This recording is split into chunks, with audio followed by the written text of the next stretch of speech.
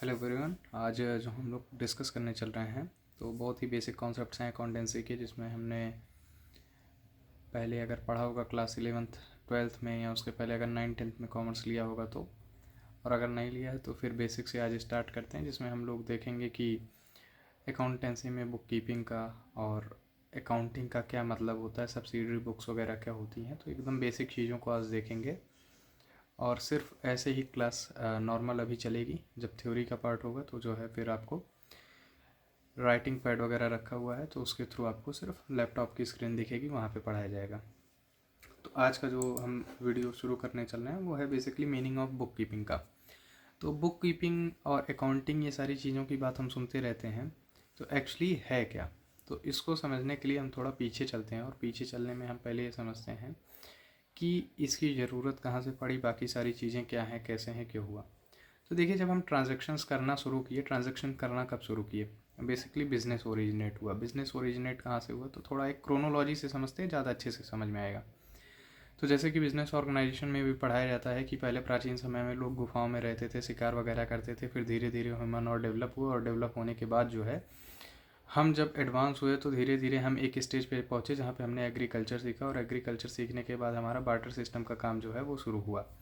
Barter system के बाद हमको धीरे धीरे ये समझ में आया कि ये सूटेबल ऑप्शन नहीं है हमारे लिए, और फिर मनी की किसी ने खोज की, और मनी की खोज के बाद फिर धीरे धीरे जो हमारा ऑप्शन है वो धीरे आगे बढ़ा, और ऑप्शन जब आगे बढ़ा धीरे धीरे, तो बिज़नेस के अलग अलग जो फॉर्म्स हैं वो डेवलप होने लगे, और बिज़नेस जो है धीरे धीरे हमारा फिर बढ़ने लगा। बिज़नेस बेसिकली जब ग्रो कर रहा था, तो ग्रो करने के बाद लोगों को ये लगा कि जब हमारे काम जो ट्रांजेक्शन हैं वो बहुत ज़्यादा हो रहे हैं, तो हमको एक लेखा जोखा रखना पड़ेगा। जैसे किसी किसी के आप घर में देखोगे, तो जब आदमी खर्चा करता है तो पहले जब नॉर्मल खर्चे होते हैं तो चल जाता है, लेकिन जब खर्चे बढ़ जाते हैं, जैसे किसी के घर में ईएमआई कट रही होगी, और किसी के बच्चे बाहर पढ़ रहे होंगे, गांव की भी जिम्मेदारियां होंगी, और अलग से और कुछ सोसाइटी की पर्सनल खर्चे होंगे, तो ऐसे केसेस में लोग जो शुरू करते हैं वो अपना एक रिकॉर्ड रखना शुरू कर देते हैं।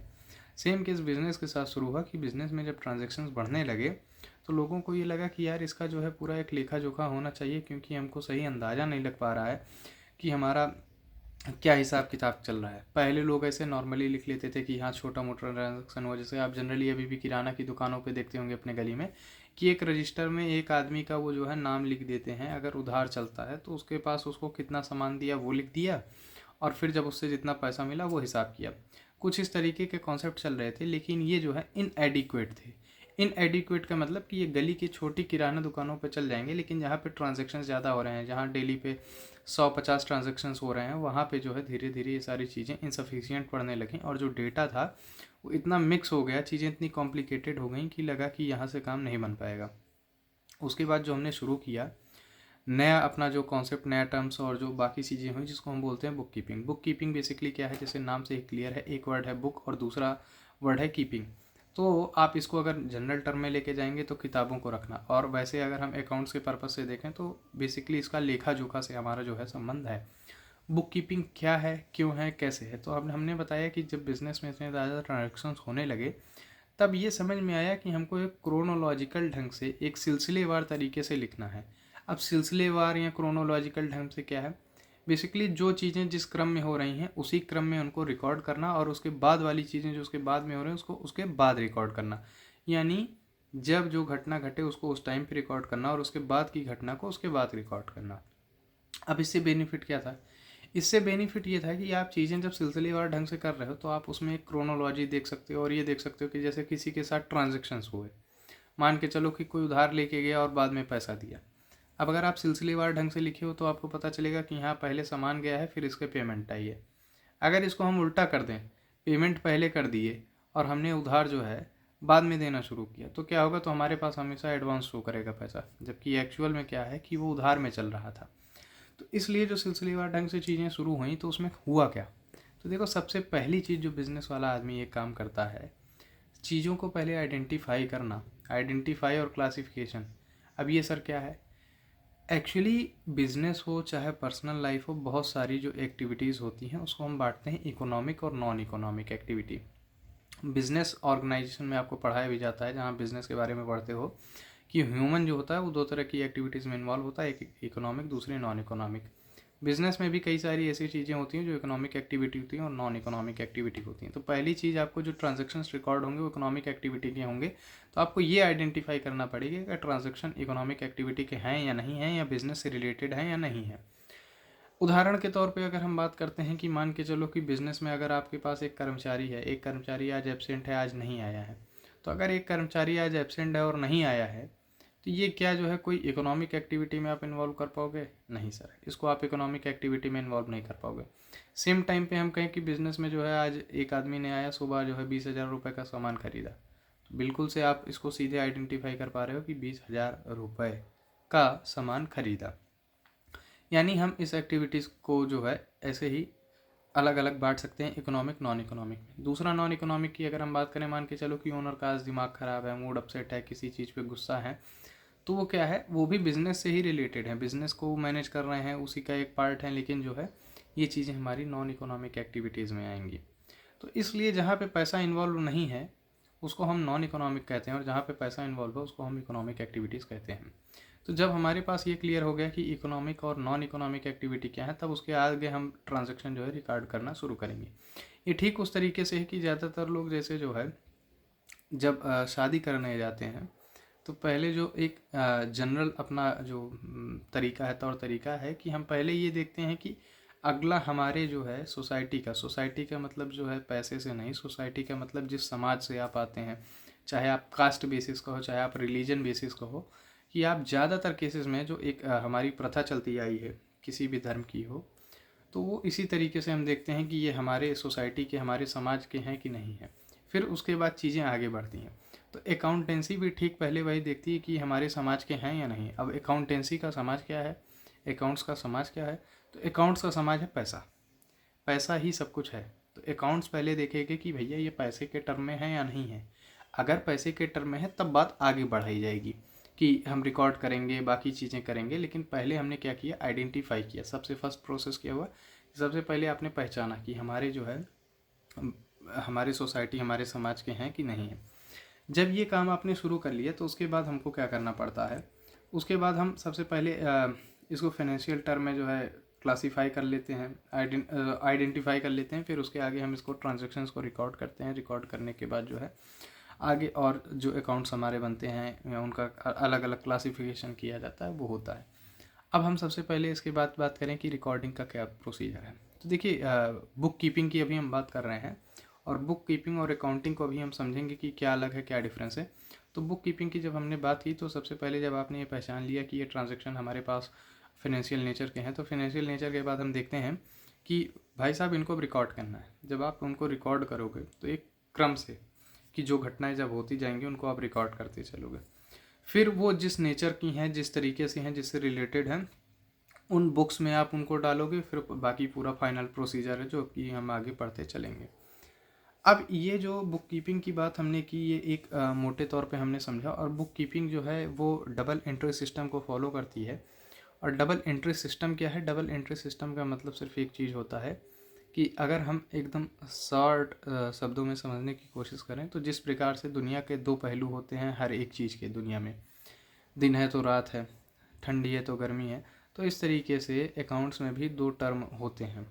अगर कहीं किसी का फ़ायदा हो रहा है तो किसी का नुकसान होगा। अगर आपको पैसा आ रहा है तो किसी चीज़ के बदले आ रहा होगा, आपका पैसा जा रहा है तो किसी वजह से जा रहा होगा। तो यानी दो चीज़ें होती हैं, और ये जो दो का इफ़ेक्ट है, इसी दो से हमारा क्या बना है, डबल। डबल का मतलब दो, दोहरा।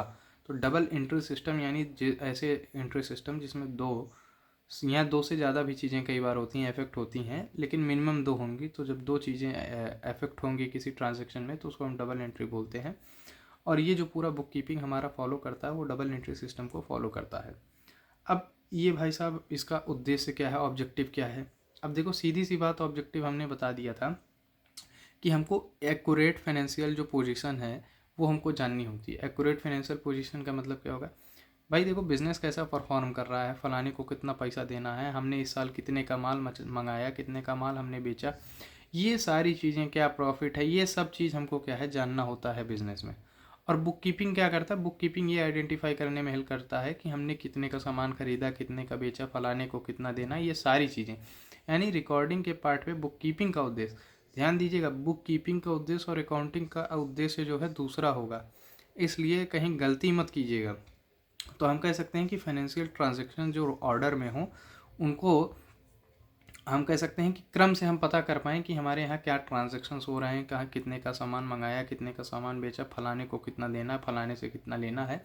एक मोटे तौर पे एक बिज़नेस का क्या स्थिति है कि किस तरीके से क्या ट्रांजैक्शंस हुए हैं, उन ट्रांजैक्शंस के बारे में जो इन्फॉर्मेशन हमको चाहिए होती है वो हमारा उद्देश्य जो है होता है, और उसी उद्देश्य के लिए जो है बुक कीपिंग को हम करते हैं।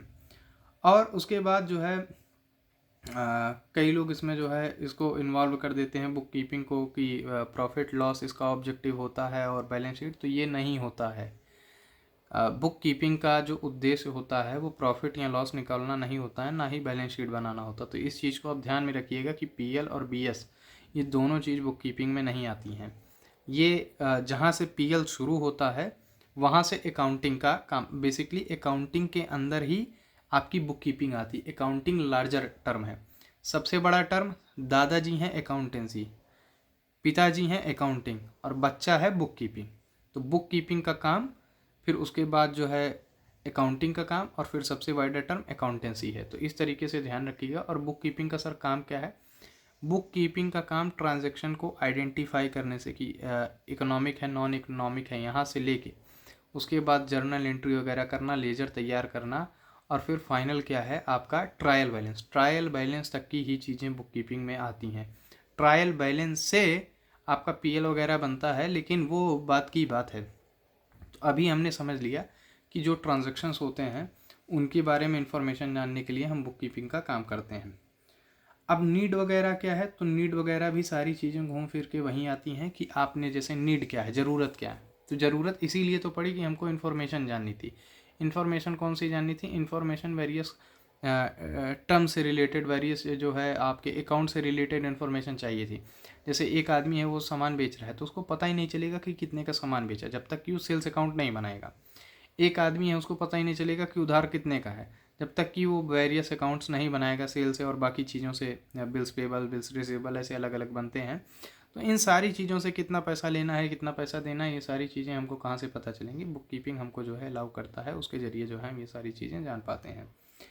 अब एक्टिविटीज़ क्या हैं? तो एक्टिविटीज़ में सबसे पहले हमने कहा कि आप एक्टिविटी जो शुरू होती है वो आपको आइडेंटिफाई करना है होता है बुक कीपिंग में कि ट्रांजैक्शन फिनेंशियल टर्म का है कि नहीं है। फिनेंशियल टर्म का है तो उसको आप जो है फिर रिकॉर्ड, ट्रांजैक्शन नोट होगा, ट्रांजैक्शन रिकॉर्ड होगा। उसके बाद जो है जब जर्नल एंट्री हो जाएगी या जो बुक्स होती हैं, सब्सिडरी बुक्स होती हैं, वहाँ के बाद आपका जो है लेजर में जाएगा, और लेजर के बाद ट्रायल बैलेंस। यानी हमारे सारे पॉइंट्स कहाँ से होते हैं? सबसे पहला पॉइंट अगर हम बोल दें इस हिसाब से समझते हैं। सबसे पहला पॉइंट हम बोलेंगे तो हमारा सबसे पहला पॉइंट होगा ट्रांजैक्शन को आइडेंटिफाई करना, इकोनॉमिक एक्टिविटी है कि नॉन इकोनॉमिक एक्टिविटी है। जब ये हो जाएगा तो हम उसको क्या करेंगे, उसके अकॉर्डिंग इकोनॉमिक एक्टिविटी तो हम किसी भी, चाहे जर्नल एंट्री अगर हो रही है तो सिर्फ जर्नल एंट्री, अन्यथा के केस में सब्सिडरी बुक्स हो रही हैं तो सब्सिडरी बुक्स में हम लेके जाएंगे, और उसके बाद सब्सिडरी बुक से हम उसको ट्रांसफ़र कर देंगे लेजर में। लेजर में उसका जो है अकाउंट बन जाएगा, और फिर फाइनली हमारा काम क्या हो जाएगा? फाइनल काम हमारा हो जाएगा ट्रायल बैलेंस में पोस्टिंग हो जाएगी। कुल मिला जुला के हमारे सिर्फ 4 स्टेप हैं, 4 प्रोसेस हैं। तो इन 4 चीज़ों को हमको क्या है, ध्यान में रखना है, 5 नहीं है। तो यहाँ पे हमारा जो है मीनिंग का पार्ट ख़त्म हुआ, और अब हम देखते हैं कि हमारा अगला पार्ट है प्रोसेस।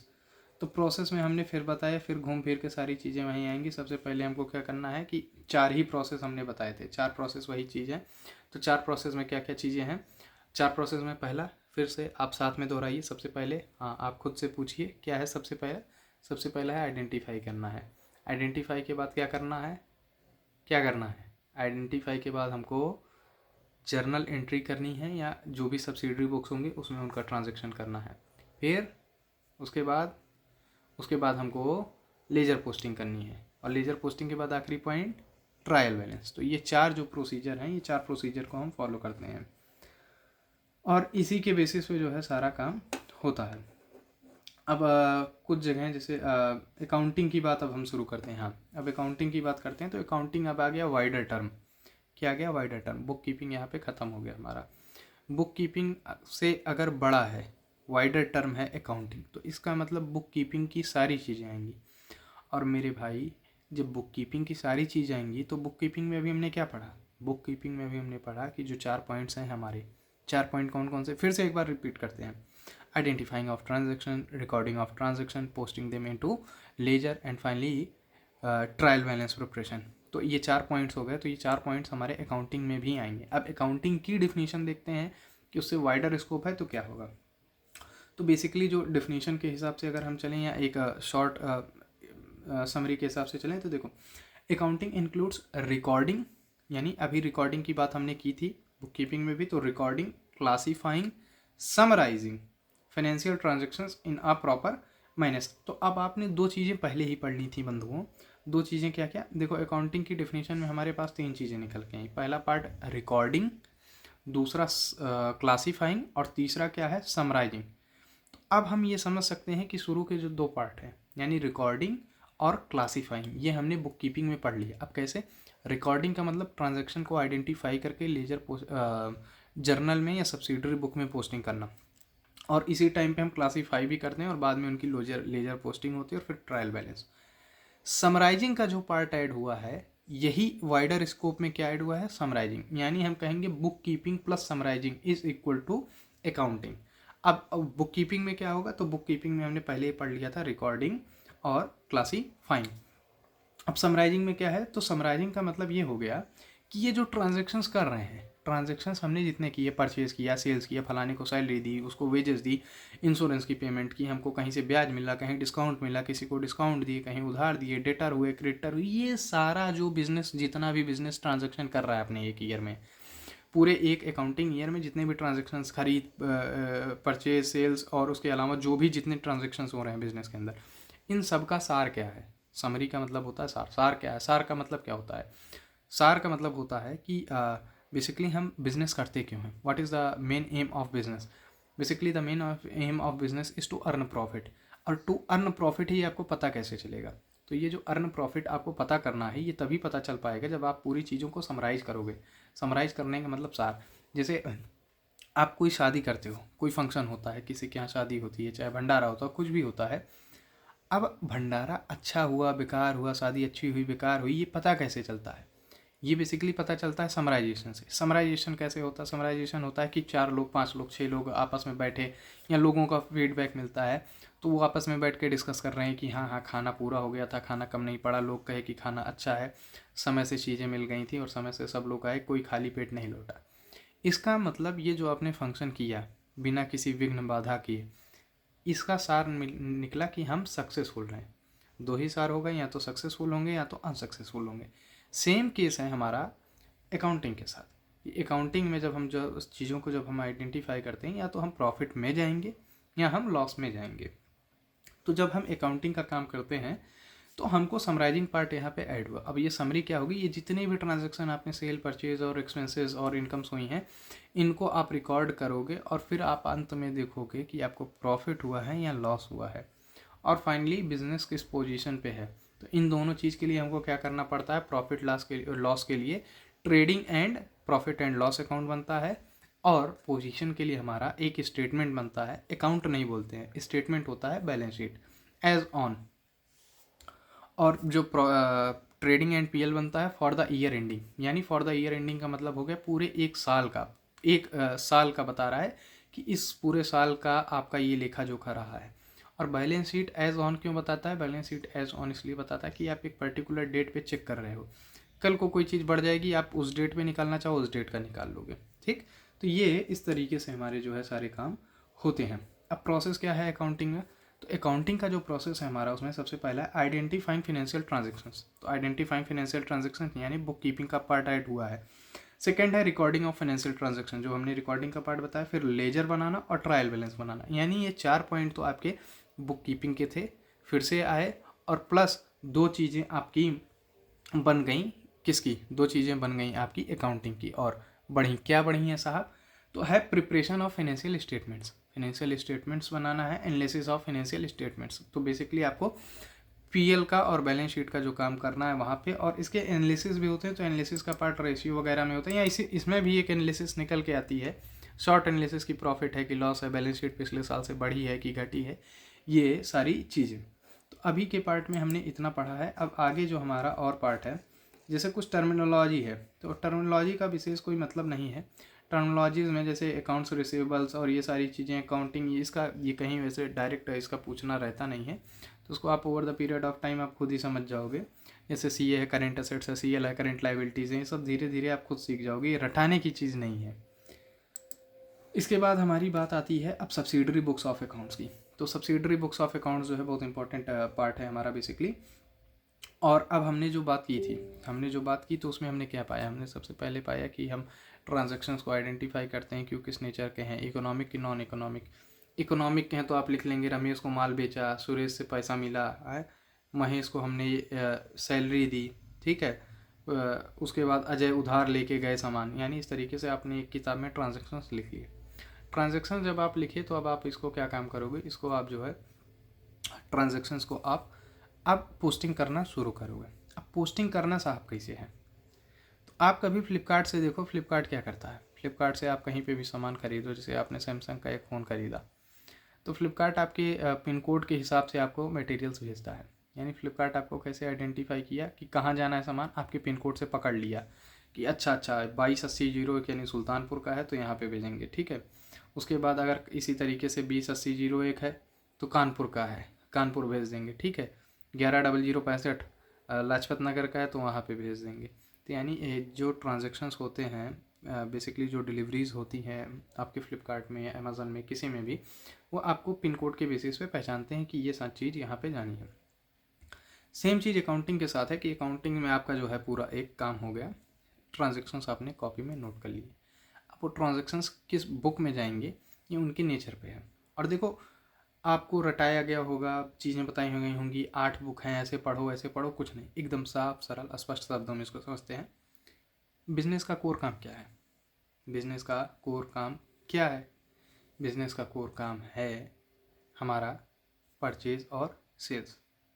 अगर परचेज और सेल्स है और बिजनेस में पैसे का ट्रांजैक्शंस होना है तो आपको बुक रटने की ज़रूरत नहीं है।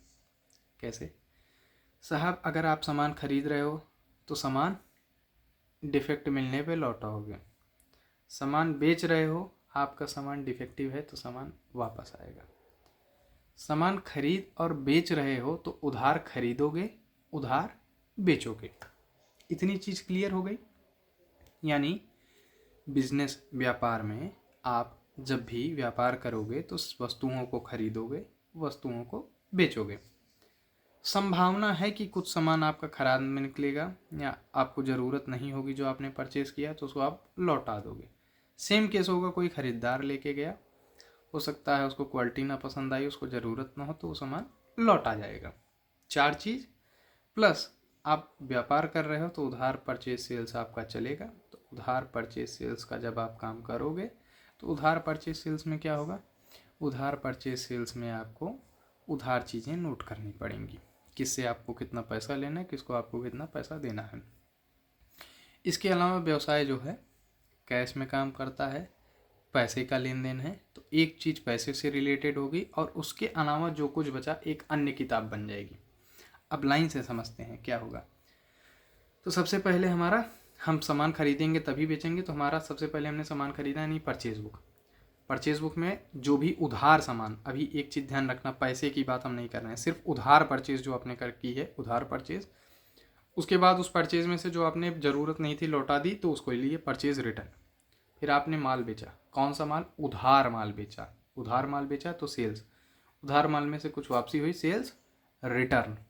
प्लस अब आपके इसी में कुछ लोगों को आपको पैसा देना पड़ेगा, कुछ लोगों से पैसा आपको लेना पड़ेगा। तो जहाँ आपको पैसा पेमेंट रिसीव होनी है तो उसको बोलेंगे बिल्स रिसीवेबल, और जहाँ आपको पेमेंट करनी है बिल्स पेबल, यानी आपको पे करना है। उसके अलावा ये 6 बुक हो गई। 6 बुक के बाद हमारी एक 7वीं बुक है, वो है कैश बुक। कैश बुक जितने भी कैश ट्रांजैक्शंस होंगे, इसके अलावा या परचेज सेल्स के भी जो कैश ट्रांजैक्शंस होंगे वो कैश बुक में आएंगे। अब कैश में कैसे होंगे भाई साहब, जैसे आपने किसी मज़दूर को सैलरी दे दी, मज़दूर को वेजेस पेमेंट होगी तो वेजेस दे दी, तो क्या हो जाएगा, wages account debit to cash account, cash गया तो ये आपका कहाँ आ जाएगा, कैश बुक में आ जाएगा। उसके अलावा आपने जो है कहीं पे परचेज़ किया, कैश परचेज किया तो purchases account debit to cash account, तो आपने क्या किया, कैश चला गया तो वो कैश बुक में आ जाएगा। तो ये 7 तरीके की हमने बुक पढ़ ली। अब इन 7 के अलावा अगर कुछ भी बचता है तो वो कहाँ जाएगा, जर्नल प्रॉपर में। कहाँ जाएगा? जर्नल प्रॉपर में। 8वीं जो बुक है वो जर्नल प्रॉपर है। अब भाई साहब जैसे आपने कई जगह इसमें एंट्री जैसे दी हैं और जगह आपने देखा होगा कि एसेट्स वगैरह की बात करती है, तो इसको छोड़ के हम बताते हैं एक अगली एंट्री। अगली एंट्री में क्या आएगा? बेसिकली जैसे आपने कभी देखा है किसी को सैलरी पेमेंट करनी है तो आप एंट्री क्या करते हो? Salary account debit to cash account, यानी कैश बुक में चला गया। लेकिन अगर सैलरी आपने उधार कर दी, क्या कर दी? उधार कर दी, तो आपकी एंट्री हो जाएगी salary account debit to, salary account debit to outstanding salary, यानी सैलरी अभी बकाया है, आपने दी नहीं, आप इसको बाद में दोगे, लाइबिलिटी हो गई, ये जर्नल प्रॉपर में चली जाएगी। ठीक इसी तरीके से और भी कुछ एंट्रीज होंगी आउटस्टैंडिंग की, और इस तरीके से जो भी होंगी तो उसको हम जो है यहाँ पे रिकॉर्ड करेंगे। बेसिकली इसमें कैश इन्वॉल्व नहीं है। ठीक, तो ये जो है चीज़ें हैं।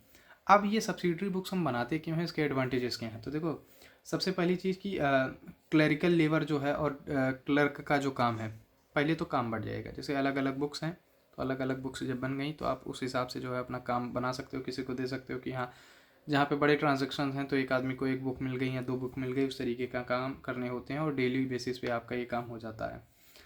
और जब ये बुक बनी होती हैं तो क्लरिकल काम कम होता है। क्यों होता है?